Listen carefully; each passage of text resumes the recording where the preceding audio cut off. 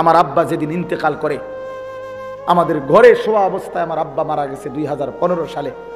আমরা 5 ভাই 3 বোন এবং আমাদের বাচ্চা কাচ্চা সবাই মিলে 25 জন আল্লাহর কোরআন বাবার চারদিকে পড়তেছিলাম। আব্বা তখন নিঃশ্বাস টানতেছে, শেষ অবস্থা আমরা বুঝতেছিলাম যে আব্বা আর বেশিক্ষণ থাকবে না। তো 25 জন ছেলে মেয়ে নাতি নাতনি একসাথে আব্বার আমরা আল্লাহর কোরআন পড়া অবস্থায় চারদিকে আমার আব্বা ইন্তেকাল করছে। মা আরে আমি জড়ায় ধরে বলছিলাম, মা কাঁদেন না। আমার আব্বার একটু পরে মুনকার নাকির ফেরেশতা যখন কবরে প্রশ্ন করবে, মান রব্বুকা আলী আশরাফ, তোমার রবকে? আমার আব্বা বলবে, ও 3.5 হাত মাটির উপরে 25 জন বংশধর যার কোরআন পড়া রেখে আসছি, ফেরেশতা সেই আমার রব। আমি রব চিনব না কেন ফেরেশতা? রব চিনব না কেন? রব চিনেছি বলেই তো সন্তানকে দ্বীন শিখাইছি, রব চিনেছি বলেই তো রবের কোরআন শিখাইছি, রব চিনেছি বলেই তো বংশের 25 জন। শোনো নাই, দেখো নাই তোমরা? ফেরেশতাকে বলবে, দেখো নাই, যাও দেখে আসো। এই জন্য হিসাব মিলা।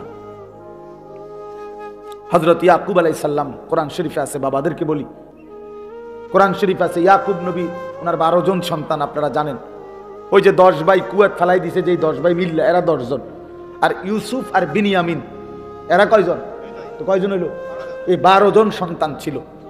মৃত্যুর সময় ইয়াকুব নবী এই 12 জন সন্তানকে পাশে বসাইয়া, কোরআন শরীফের আয়াত, আম কুনতুম শুহাদা ইজ হাদারা ইয়াকুব আল মাউত, মৃত্যুর সময় ইয়াকুব নবী ইজ ক্বালা লিবানিহি, তিনি তার সন্তান 12 জনকে একত্রিত করে বললেন, বলো বাবারা, মা তা'বুদুনা মিন বাদি, আমি শুধু মৃত্যুর পূর্বে জানতে চাই, আমার মৃত্যুর পরে তোমরা কার ইবাদত করবে?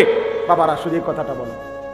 ক্বালু না'বুদু ইলাহাকা ওয়া ইলাহা আবাইকা। 12 জন ছেলে বলল, আব্বা আপনি ঘাবড়াবেন না, আপনার মৃত্যুর পরেও আমরা আপনার যিনি রব এবং আপনার পূর্বপুরুষ ইব্রাহিম নবী ইসমাইল নবীর যিনি রব, আমরা তার গোলামি করে যাব। ইয়াকুব আলাইহিস সালাম বলছেন, খালাস, আমার আর কোনো পেরেশানি নাই, আমি গেলাম, আমার সন্তানকে ঈমানের উপরে রেখে গেলাম, আল্লাহর ইবাদতের উপরে কি রেখে। আপনারা বাপ বলেন, বলেন এই যে ছেলে পেলেদের চুল এগুলো দেখেন, এগুলো যাদের সন্তান, এই জঙ্গলি এগুলো কার সন্তান বলেন?